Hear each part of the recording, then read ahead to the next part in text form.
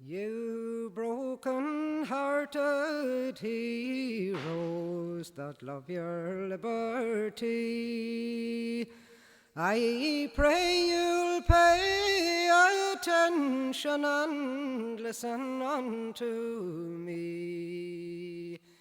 It's about a bold militiaman who has lately volunteered. He has left his lovely Sally, the girl that he loves dear. Now the figure of this fine young man, there is few can him excel. And for his regimentals he does become them well. He was forced to take the bounty and then to sail awa, and leave his lovely Sally in the county of Armagh. Lovely Sally, she conveyed him as far as to Belfast. When they could go no farther, they had to part at last. With a loud lamentation she cried out on the shore, saying, Jamie, dearest Jamie, will I ever see you more? As they were discoursing, he heard the bugle sound. They kissed, shook hands, and parted, said he, I must be gone.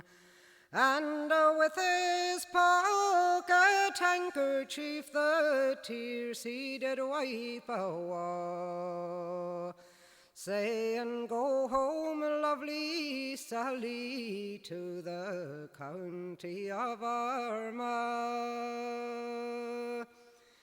Now when she heard this dreadful news, to the ground she herself flung, and her lovely head of ringlets with her snow white hand she wrung, crying, Jamie, dearest Jamie, by you I am undone.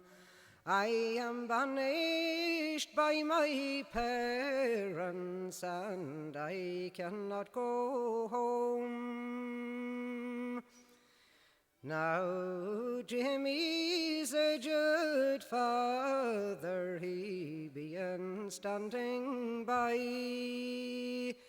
to hear the couple talk, and the tears fell from his eyes, saying, Sally, lovely Sally, come home and live with me, till Jamie does return again, your father I will be. All of that long night over, she thought her love to see no more, that he'd been claimed a victim all on the Spanish shore. How can I live contented, and he so far awa? With him I'd hope to live and die in the county of Armagh. So to conclude and finish, we will sing and drink again to the volunteers of Ireland who've lit lately gone to Spain.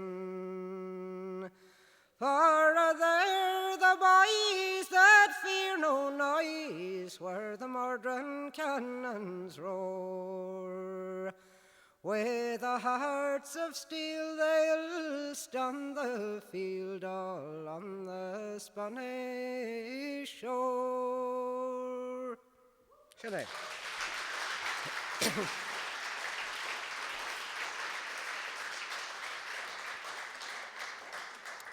And sure, I suppose it was appropriate enough.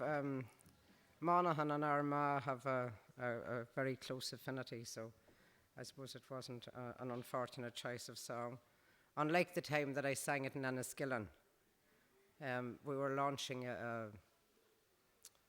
some kind of an old thing in the museum. It was called the Love Music Maitland, and myself and John Carty were the two people chosen. I was asked to sing, and he was asked to play the banjo, as he does. And Nicholas Carlin came up from the National Archives in Dublin to make the speech and so on.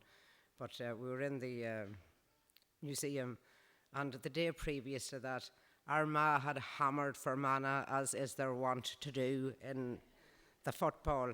So Nicholas got up anyway to start it off, and he says, I must say it's a wonderful pleasure, he says, to be back here in Armagh. And the whole everybody was looking at him, where's that man think he is? And then, of course, I expounded the thing by getting up and saying, I'd like to sing this song, and proceeded to sing the Spanish Volunteer. What was I thinking of? My God. Anyway, so from County Armagh to the County of Cork, and I learned this song from the singing of a man called Dick Hogan. Dick Hogan's a great character. I'm sure some of you know him. He would be very involved in set dancing and very involved in singing as well. And he's a great character, and he sings wonderfully comic songs. So this is one of his songs. Oh, Paddy McGinty bought a house and lived in Sunday's Well, situated on the north side of the Lee. Well, he lived there all alone in his cosy little home, so he bought a goat to keep him company. Now, says Paddy to the goat, for you I'll buy a coat, and a visit to Cork City we will pay. But the goat kicked up a mountain when he saw the Berwick fountain, and the night the goat broke loose on Grand Parade.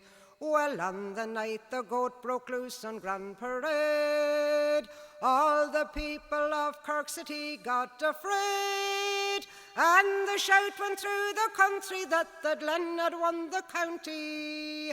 On the night the goat broke loose on Grand Parade, and Mary Ellen Warner stood at Woodford Borden's corner, saying, I'll catch a train to Dublin or I'll die. But the goat come up behind her, and he gave her such a winder, she hadn't time to bid her friends goodbye. And Mary Ann Fitzgibbons had her drawers all torn to ribbons, a-running through the Munster arcade. And it was a sad bereavement when she landed on the pavement on the night the goat broke loose on Grand Parade. Well, on the night the goat broke loose on Grand Parade, yeah, Mary Ann Fitzgibbons got afraid. She went tearing down the colkey, and 'twas worse than any polka. On the night the goat broke loose on Grand Parade. Well, the people up in Barrack Street, when they heard the dreadful news, they all swore out in vengeance what they'd do. Well, they lined the streets in batches, armed with saws and hatchets, but when the goat appeared, they all withdrew. Well, the goat came through a door, a-roaring like a whore, followed by Cork City Fire Brigade. It was at the South Dock Pier that he landed in the weir, and was never seen again on Grand Parade. Well, on the night the goat broke loose on Grand Parade, all the people of Cork City got afraid, And Condyke and Cathy Barry took a sidecar out to Blarney. On the night the goat broke loose on Grand Parade. Thank you very much. Thank you.